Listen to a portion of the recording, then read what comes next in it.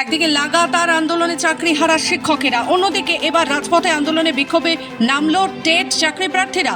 বুধবার প্রাথমিক শিক্ষা ভবনের সামনে ইন্টারভিউর দাবি ধর্ণা বিক্ষোভে 2022 সালের টেট পরীক্ষার্থীরা। গত 3 দিন ধরে আমরা দেখছি শিক্ষা একেবারে রাস্তায়। এসএসসি যোগ্য এবং অযোগ্য তালিকার ভিত্তিতে রাজপথে নেমেছেন একাধিক শিক্ষাকর্মী এবং সেই ছবির পাশাপাশি আজকে প্রাথমিক শিক্ষা ভবনের সামনে আন্দোলনে নেমেছেন টেট পরীক্ষার্থীরা।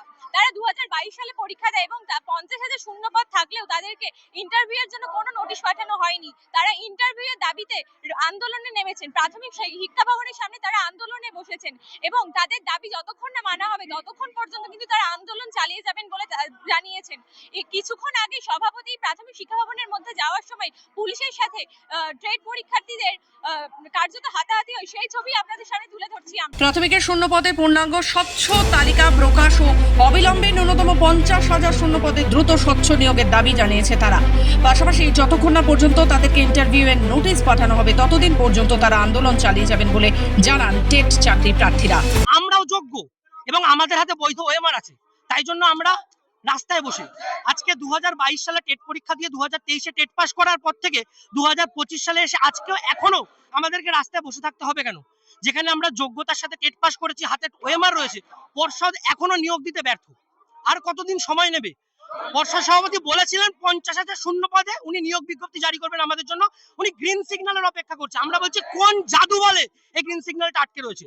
মুখ্যমন্ত্রী কোন জাদু বলটা সিগন্যালটা দিলে উনি নিয়োগ করবেন? আমরা 2017-র পরে দীর্ঘ 5 বছর পরে 22-এ নোটিফিকেশন পেয়েছিলাম।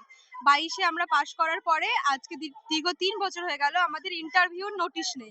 আমরা ইন্টারভিউয়ের জন্য দাবি জানাচ্ছি, আমাদের ন্যায্য দাবি। আমরা পাশ করে আছি, আমরা নিয়োগ চাইছি না। আমরা তাদের অভিযোগ 2022 সালে টেট পরীক্ষা পাশ করা সত্ত্বেও ইন্টারভিউয়ের কোনো রকম নোটিশ পায়নি তারা। 50,000 শূন্যপদ থাকা সত্ত্বেও তাদেরকে কোনো রকম ইন্টারভিউয়ের নোটিশই পাঠানো হয়নি বলে অভিযোগ করছেন আন্দোলনকারীরা।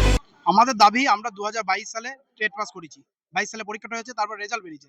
এবার রেজাল্ট বেরিয়ে যাওয়ার পরেও আমরা 2.5 বছর হতে চললো, এখনো পর্যন্ত ইন্টারভিউ নোটিফিকেশন পেলাম না। আমরা বারবার মাননীয় পর্ষদ সভাপতির সঙ্গে কথাবার্তা বলেছি, উনি বারবার আশ্বাস দিয়ে গেছেন, কিন্তু এখনো পর্যন্ত আমরা সেই আশ্বাসের ফলশ্রুতি পাইনি।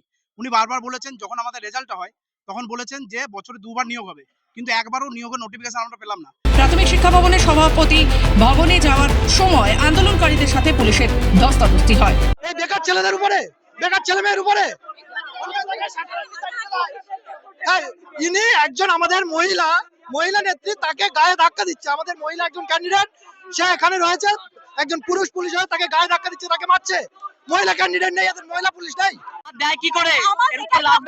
আমরা একটা বলতে চাইছিলাম যে সভাপতি মহাশয়, আপনি আমাদের বদ্ধ করে ডাকছেন, আপনার যা বলার আমাদের সামনে বলুন। আপনি কবে ডেট দিচ্ছেন? এতটা ওনার ভয়, এতটা লজ্জা যে আমাদের সামনে দিয়ে যেতে পারছেন, উনি ব্যাক রোড দিয়ে ঢুকছেন, ওনার গাড়ির সামনেও যায়নি। আর পুলিশেরা 4-5টা পুলিশ মিলে, আমি একা মেয়ে, কোনো মেয়ে